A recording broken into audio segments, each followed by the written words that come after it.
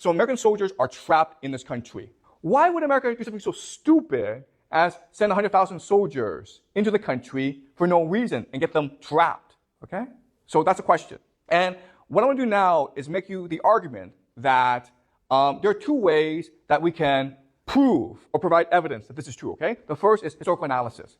Historical analysis means that are there historical examples like this, okay? Are there historical analogs?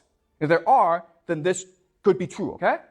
The second method is through game theory analysis. Why would the actors who are rational do something as stupid as trap 100,000 American soldiers in Iran, all right? So we'll first do historical analysis, define historical analogs, examples that are similar to this. And then we'll look at game theory to try to reason out the motivation of the actors. Let's first look at historical analysis. Okay, the year is 15 BCE, okay, in Athens. Remember that we studied Thucydides, the Peloponnesian War, last semester, okay? So we will now discuss the Peloponnesian War. The year is 415 BCE. And for the past 17 years, Athens have been fighting a brutal war against Sparta, okay? It's a stalemate. And then for whatever reason, a man named Alcibiades, okay, has a suggestion. Okay, and his suggestion is to win the war against Sparta, let's go invade Sicily. And Nicias, his opponent, is like, why the hell would we want to invade Sicily? It's far away. And Alcibiades is like, well, because it has a lot of money. If we invade the country, we can take their money. Okay? And it turned out, by making this argument, the people of Athens really support this argument, okay? Because the reason why is war was costing them a lot of money, and they become addicted to the easy money of empire, okay? So they want to fight this war. So Nicias has this great idea of how to convince people not to go to war, okay? And what he says to the people is, okay, guys, I know you want to fight this war. I know that you think this war is a good idea, but Sicily is a huge place. It has a navy.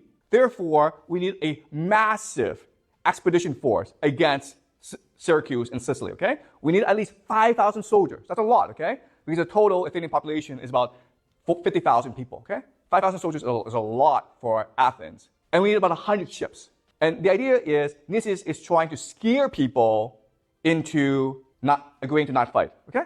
That's the idea. The Athenians say, that's a great idea.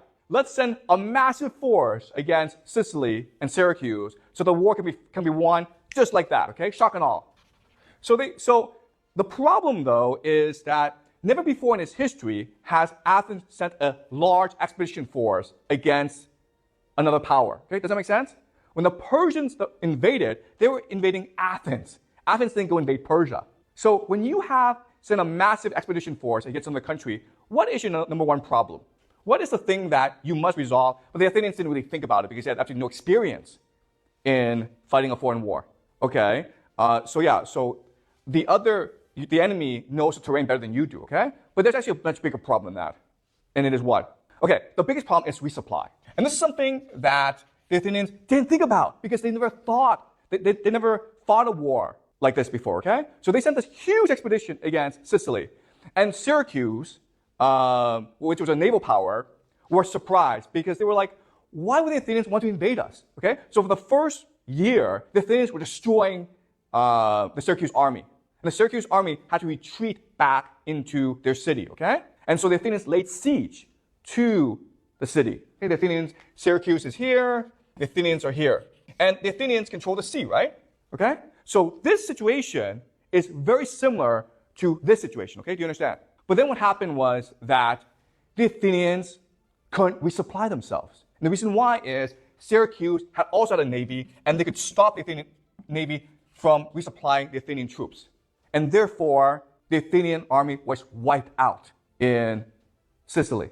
And this caused the Athenians to ultimately lose the war against Sparta, and it caused the Athenian empire to collapse. Okay? Do you understand? And again, historians have been trying to figure out for a long time why the Athenians would do such a stupid thing as to send a huge army against Syracuse.